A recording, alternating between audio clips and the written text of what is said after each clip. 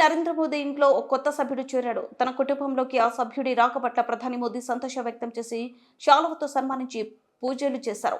ఇంతకు ఆ సభ్యుడు ఎవరంటే అది ఓ ఆవు దూడ. ప్రధాని నరేంద్ర మోదీ నివాసంలో పెంచుకుంటున్న పొంగనూరు ఆవు ఓ దూడకు జన్మనిచ్చింది. ఆవు దూడ జననంతో తన నివాసంలోకి కొత్త సభ్యుడు వచ్చాడంటూ ప్రధాని సంతోషం వ్యక్తం చేశారు. మోదీ ఆ దూడను దేవి విగ్రహం వద్దకు తీసుకెళ్లి ప్రత్యేక పూజలు నిర్వహించి శాలువ కప్పారు. నుదుటి మీద తెల్లటి రేఖతో పుట్టింది కాబట్టి దీప్ జ్యోతి అని పేరు పెట్టినట్లు ఆయన వెల్లడించారు. చిన్నారి ఆవు దూడను ఎత్తుకొని ముద్దు చేస్తూ ఇంట్లో నివాస ప్రాంగణంలో తిరుగుతూ ప్రధాని మురిసిపోయారు.